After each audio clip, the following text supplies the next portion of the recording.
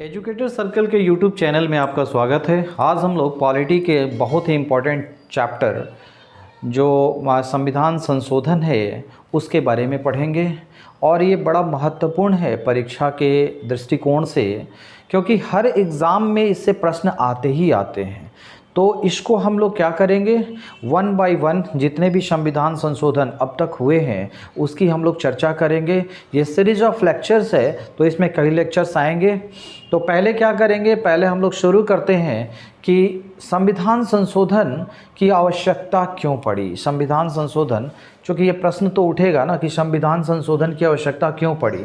आखिर constitutions maker जो थे उस समय जो संविधान का जो निर्माण उन्होंने किया था, तो क्या वो वजह थी जिसकी वजह से उन्होंने संविधान संशोधन का एक जो है रास्ता खुला रखा।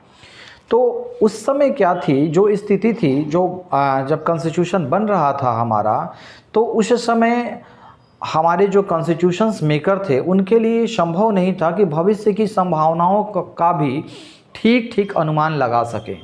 तो भविष्य की जो बातें थी या भविष्य के जो पॉजिटिव चेंजेस जो कि भविष्य में होने वाले थे उसके क्रॉसपॉन्डिंग क्या इन्होंने रखा, एक रास्ता छोड़ दिया कि कॉन्स्टिट्यूशंस में जो भी पॉजिटिव जो चेंजेस जो हमारे सोसाइटी को चलाने के लिए, हमारे संविधान को अच्छे ढंग से चलाने के लिए ज़रूरत है, उसके लिए एक रास्ता इन्होंने छोड़ दिया। और वो रास्ता कौन सा था, संविधान संशोधन का था। तो ये कॉन्स्टिट्यूशंस मेकर के उस समय की बहुत ही इंटेलेक्चुअल माइंड की ये एक उपज थी कि इन्होंने एक रास्ता छोड़ा ताकि जो है भविष्य में जो संभावनाएं हमारे पास आए, जो चैलेंजेस आए, उसको हम मीट आउट कर सकें। ओके, तो ये बातें समझ में आ गई कि संविधान संशोधन की आवश्यकता क्यों है और संविधान संशोधन क्यों ज़रूरी है। क्योंकि जो संविधान निर्माता थे वो इसको रिजिड नहीं बनाना चाहते थे, दृढ़ नहीं बनाना चाहते थे, उसमें फ्लेक्सिबल कुछ ना कुछ फ्लेक्सिबिलिटी चाहते थे कि समय के अनुसार जो बदलाव आए उसी के अनुसार हमारा कॉन्स्टिट्यूशंस में भी कुछ बदलाव आए। तो चलिए उसको हम लोग एक एक करके देखते हैं कि संविधान संशोधन कहाँ से शुरू हुआ। तो सबसे पहले ये चीज़ समझ लें कि ओरिजिनल कॉन्स्टिट्यूशंस जो था हमारा, उसमें हमारे कितने आर्टिकल्स थे। तो हमारे पास अनुच्छेद की संख्या जो थी वो कितनी थी, अनुच्छेद जो ओरिजिनल आर्टिकल्स था वो 395 था। भाग कितने थे उस समय जब ये कॉन्स्टिट्यूशंस बना था, तो 22 भाग था। और अनुसूची कितनी थी, अनुसूची जो थी वो हमारे पास 8 अनुसूची थी। यानी कि जो संविधान जब लिखा गया था, इसमें दो डेट काफ़ी इम्पोर्टेंट है, 26 जनवरी 1949 और 26 नवंबर 1949 और 26 जनवरी 1950। तो 26 नवंबर 1949 को, 26 नवंबर 1949 को जो हमारा जो कॉन्स्टिट्यूशंस बना था उसके जो इम्पोर्टेंट जो प्रोविजंस थे उसको उस समय ही लागू कर दिया गया तत्काल प्रभाव से। और इसके बाद फाइनली आपका 26 जनवरी 1950 को पूर्ण रूप से संविधान जो है लागू हो गया। तो ये दो डेट काफ़ी इम्पोर्टेंट है, 26 नवंबर 1949, 48 नहीं है 1949 है, और 26 जनवरी 1950। तो ये दो डेट काफ़ी महत्वपूर्ण है। और इसी 26 नवंबर को ही हम विधि दिवस भी मनाते हैं। ये क्या है, इसी दिन को विधि दिवस भी मनाया जाता है। ओके, तो इसमें कई प्रश्न आ गए।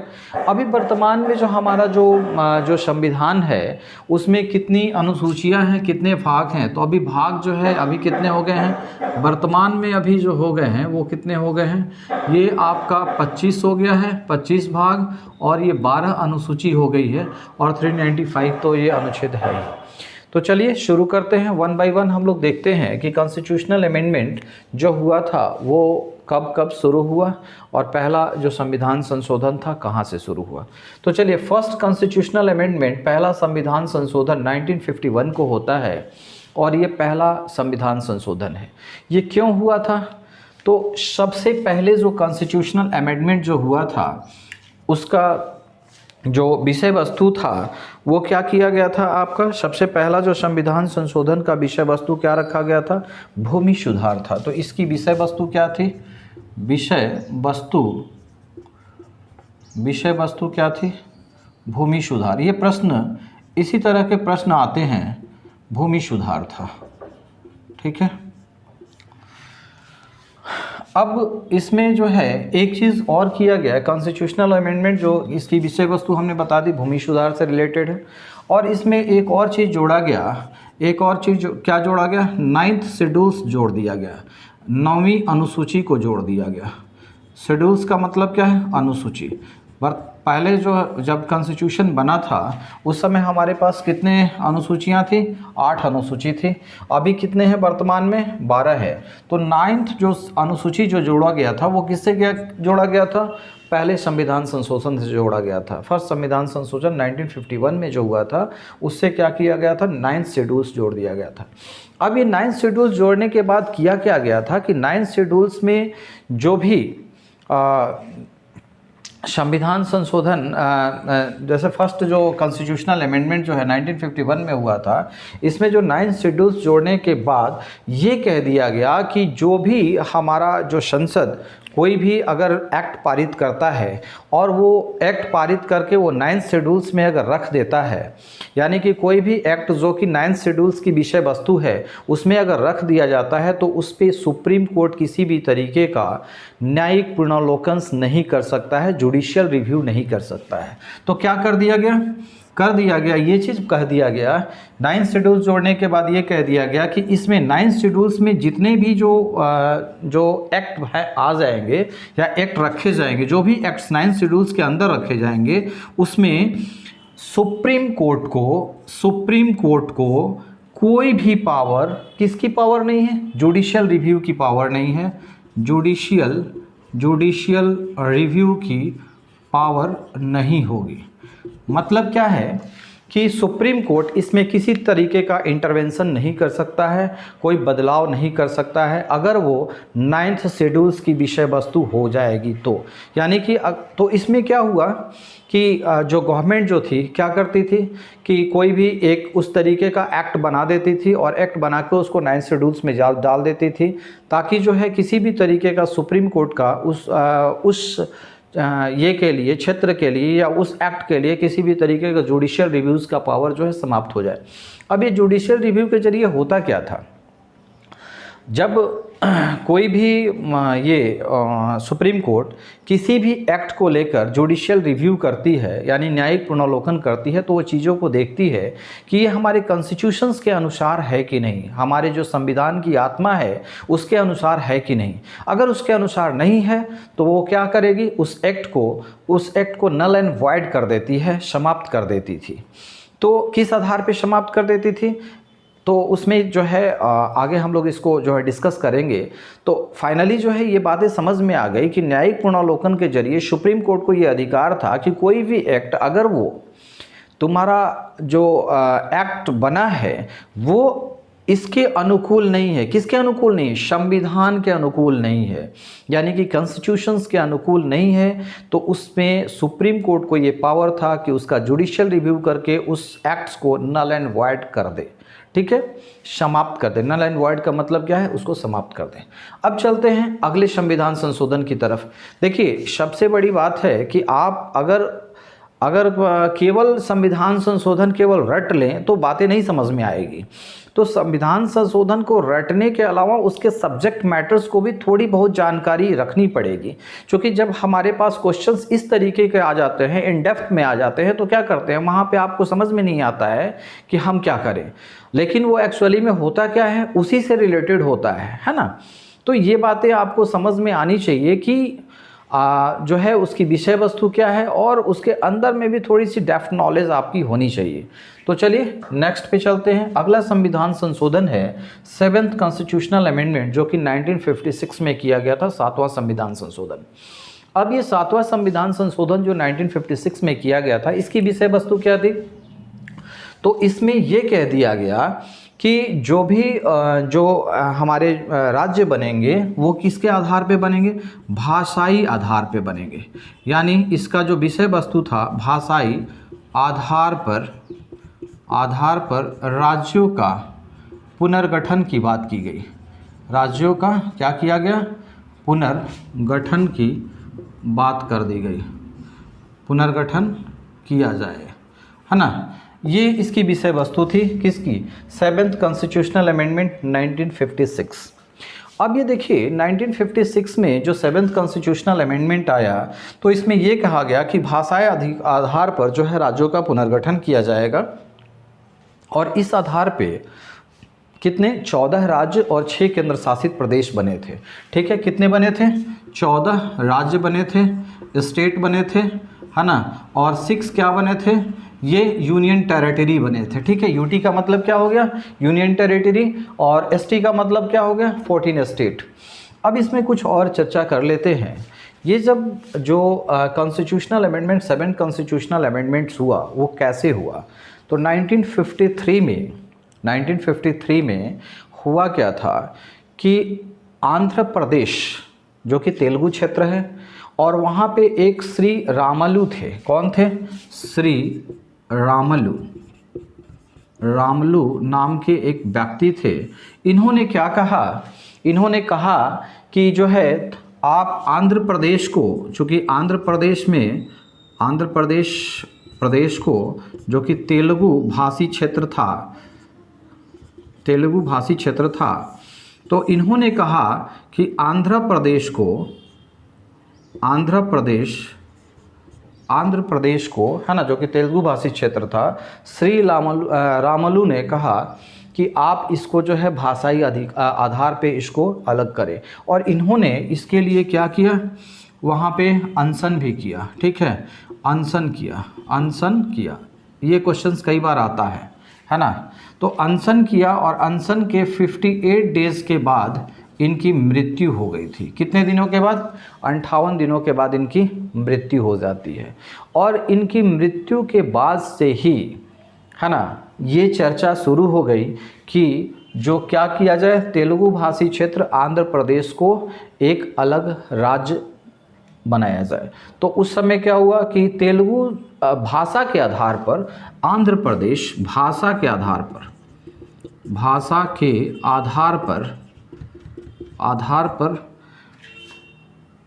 राज्य का पुनर्गठन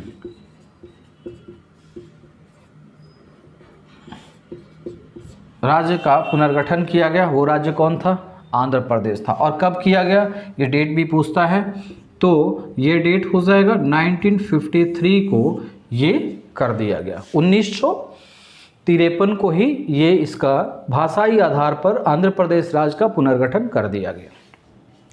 अब इसी के बाद से ये आया जो 7th जो कॉन्स्टिट्यूशनल अमेंडमेंट जो हुआ इसके बाद हुआ था, 1956 में हुआ था, है ना। तो 1956 में जो 7th जो आपका जो कॉन्स्टिट्यूशनल अमेंडमेंट हुआ था, तो उससे पहले जो है 1953 में ही, है ना, 1953 में ही क्या आ गया था, राज्य पुनर्गठन आयोग का गठन हो चुका था, जिसकी रिपोर्ट 1955 में आई थी। और 1956 के बाद 1956 में क्या होगा, भाषाई आधार पर राज्यों का पुनर्गठन कर दिया गया और 14 राज्य और 6 केंद्र शासित प्रदेश में उसको बांट दिया गया। ठीक है, तो इस तरीके से हम 7th कॉन्स्टिट्यूशनल अमेंडमेंट्स में हम देख लेते हैं कि 7वां संविधान संशोधन 1956 में जो हुआ था उसमें क्या था।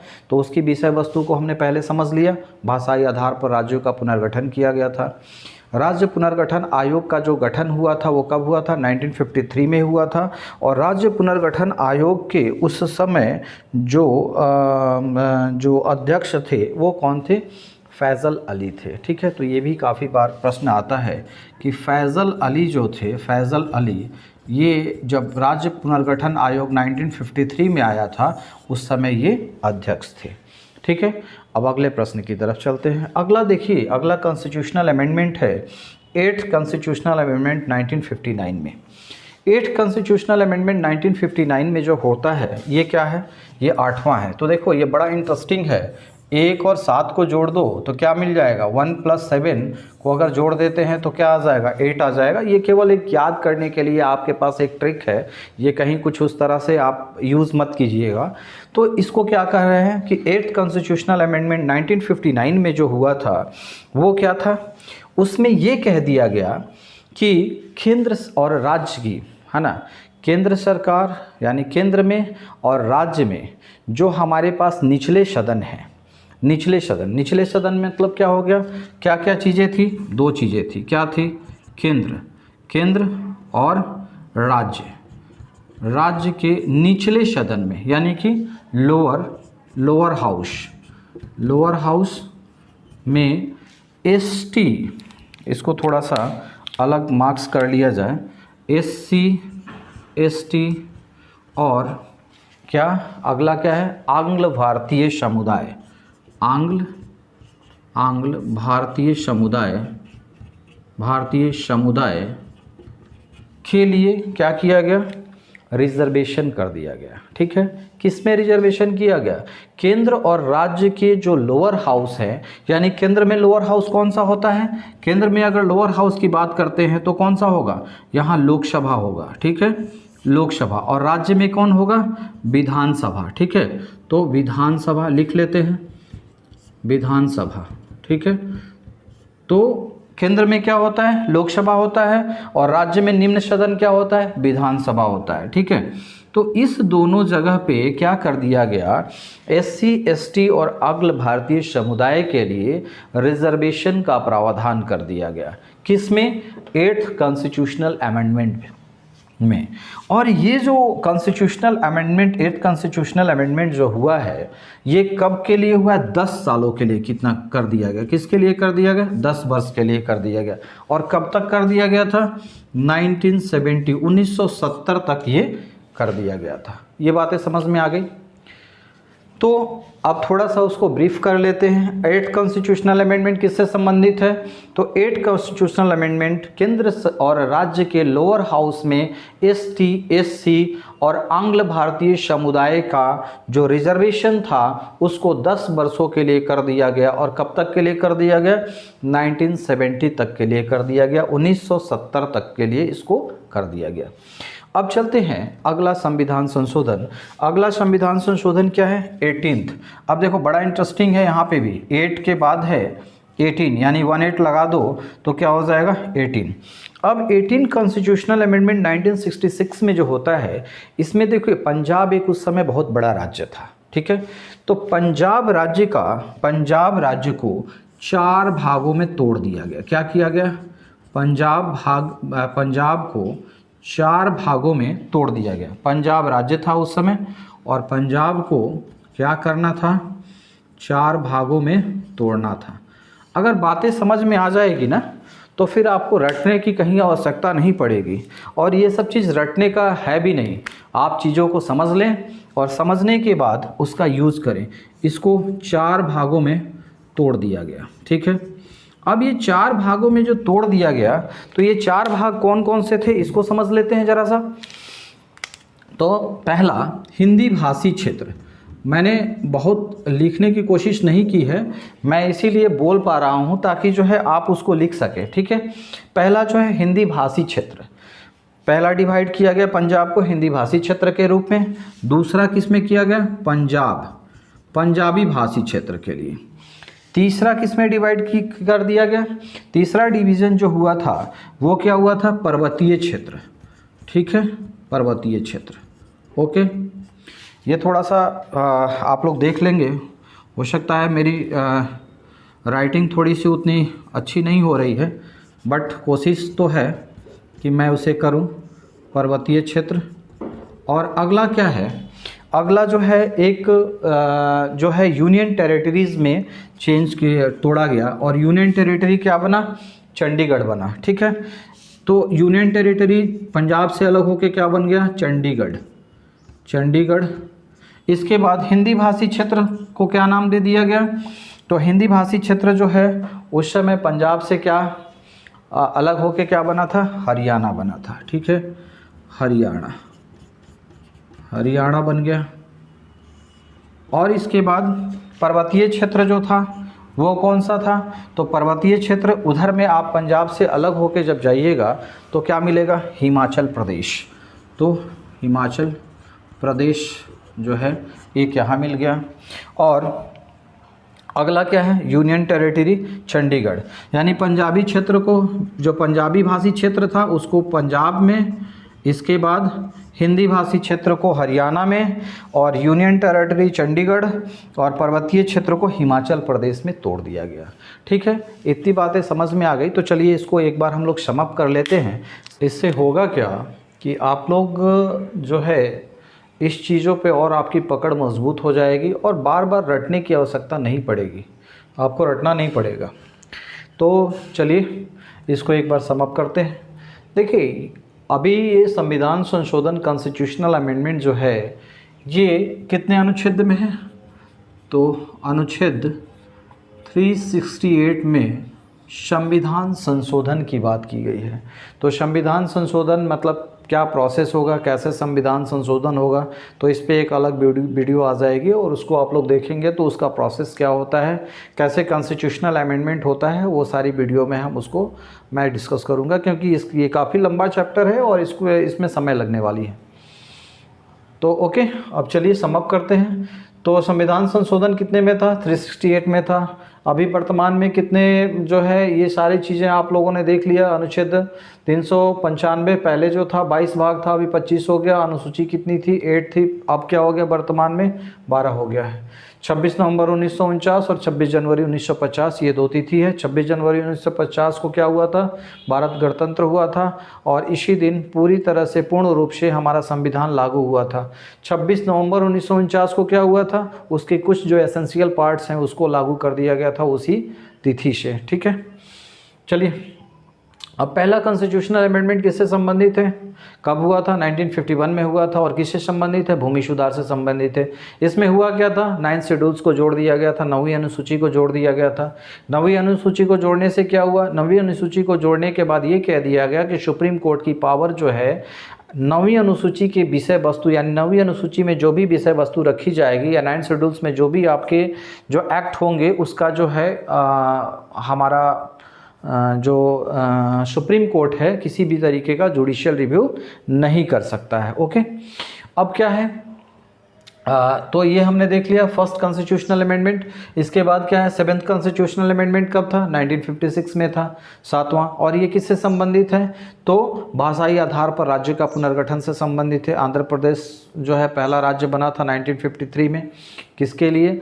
ये जो है श्री रामालू थे, उन्होंने आमरण अनशन किया था, आमरण अनशन किया था और 58 डेज़ के बाद उनकी मृत्यु हो गई थी। और उसी के बाद एक आयोग का गठन हुआ था फैजल अली की अध्यक्षता में और इस आयोग ने 1955 में एक अपना जो है रिपोर्ट सबमिट किया और 1956 में क्या हुआ था कि भाषाई आधारों पर राज्यों का पुनर्गठन कर दिया गया था, जिसमें से 14 राज्य और 6 यूनियन टेरिटरीज बन गए थे।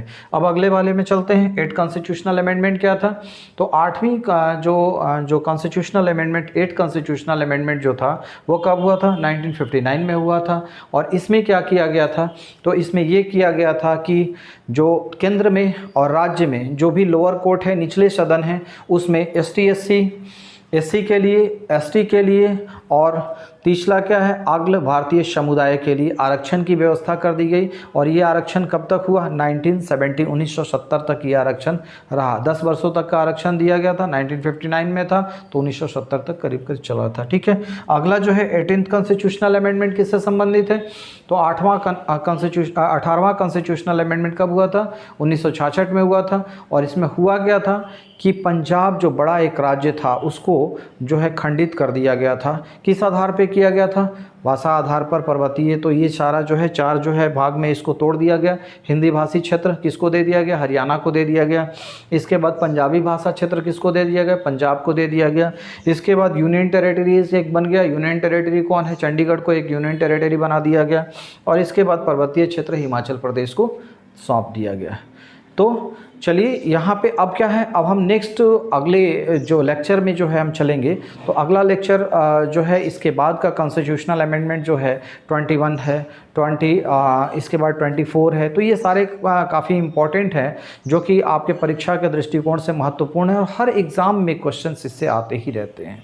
तो चलिए नेक्स्ट मीट करते हैं। Okay, thank you. अगर हमारी पढ़ाई आपको अच्छी लगती है और समझ में आती है, आप तक पहुंचती है, तो काइंडली ये आप ये को आप आगे बढ़ाएं, वीडियो को आगे बढ़ाएं ताकि और लोग भी इससे लाभान्वित हों।